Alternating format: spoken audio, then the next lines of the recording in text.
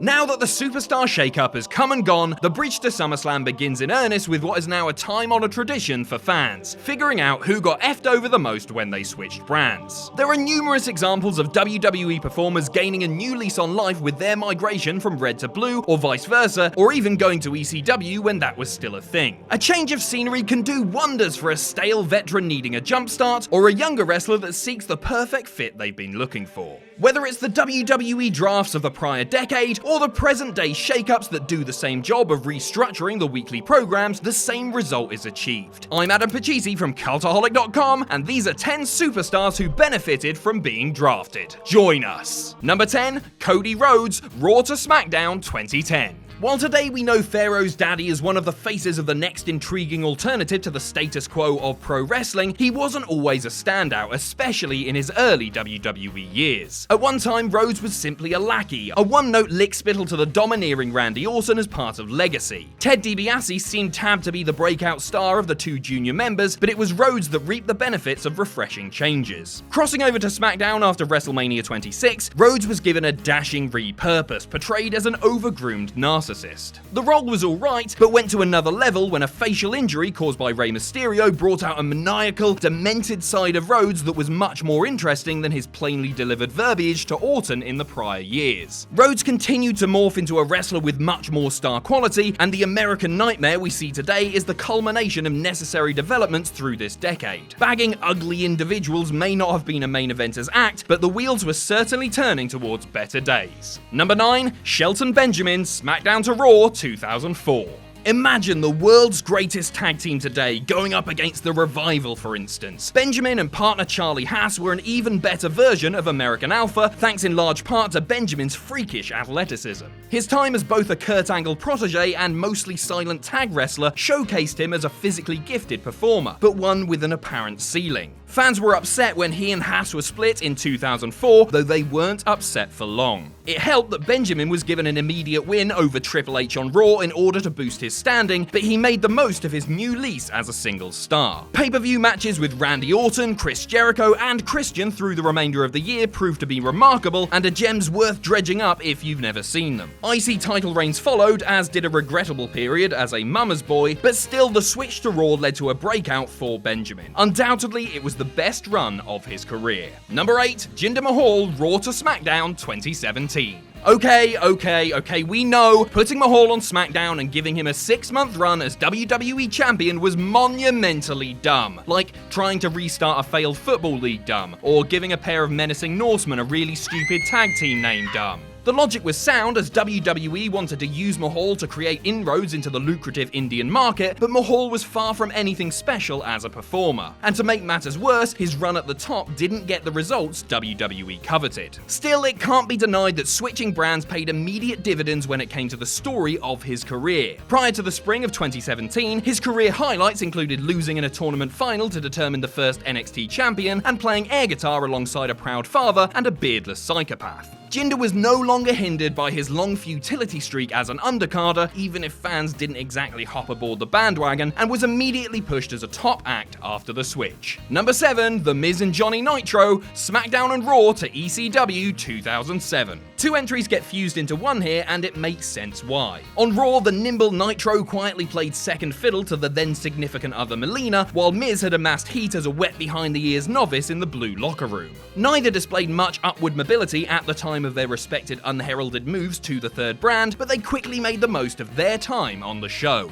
Nitro quickly became ECW champion at Vengeance as an audible after Chris Benoit's ominous no-show, while Miz was all of a sudden an irresistible ladies' man. Nitro, for his part, was soon reborn as the arrogantly morose John Morrison, and after losing his belt to CM Punk that September, he found himself on a collision course with The Miz. Together, their opposite personalities got the best out of each other on the WWE.com series The Dirt Sheet, and both steadily improved by the week. Today, both men's in-ring personas have barely deviated from what they cultivated together as a once random tag team, with tons of fame and success along that road. Number 6, The Miz, ECW to Raw 2009.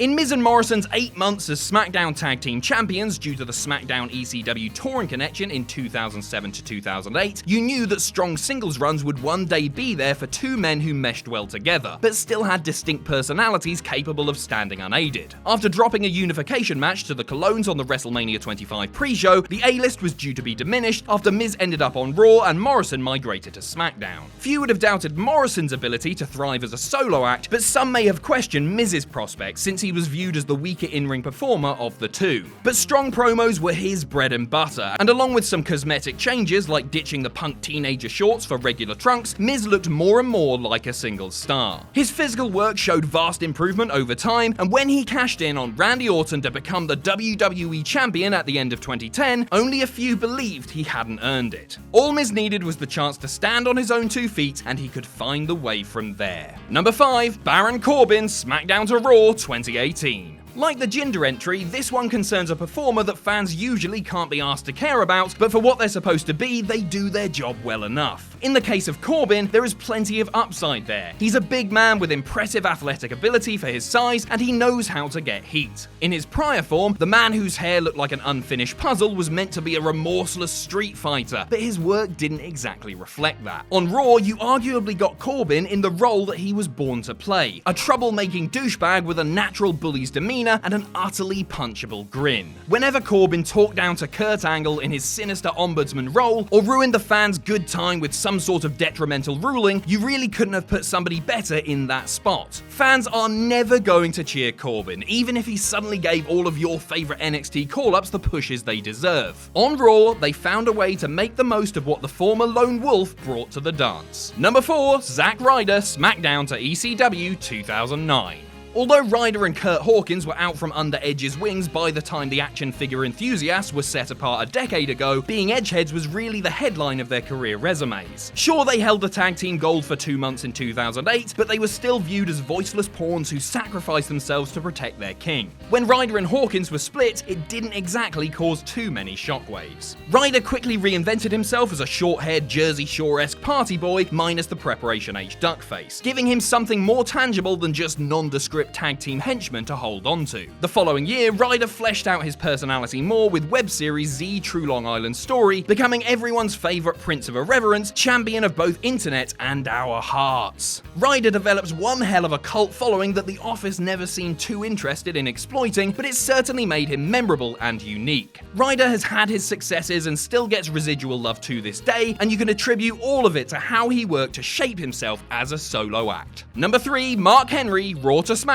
2011. At times in his career, fans and critics alike questioned what the point was in keeping Mark Henry around. Today, he's a WWE Hall of Famer, and few question Henry's inclusion into WWE's immortality realm, but at one point, Henry was an afterthought. Often injured and lacking a hook outside of he's big and strong, the world's strongest man once seemed destined to be written off as a colossal bust. Those opinions softened after Henry had a decent ECW run, followed by a solid showing as a babyface on Raw in 2009. But when he crossed over to SmackDown in 2011, his best run in the WWE kicked off. Once again an unremitting badass whose sole mission was to forcibly clear everyone from his path to the top, Henry indiscriminately inducted hapless victims into his Hall of Pain, en route to a 3-month spell as World Heavyweight Champion. His in-match threats and trash-talking to downed opponents deserve more love, as this more menacing and unflinching version of Henry represented him at his absolute finest. This is what a monster heel should be, and in this run, Henry exemplified it to a T.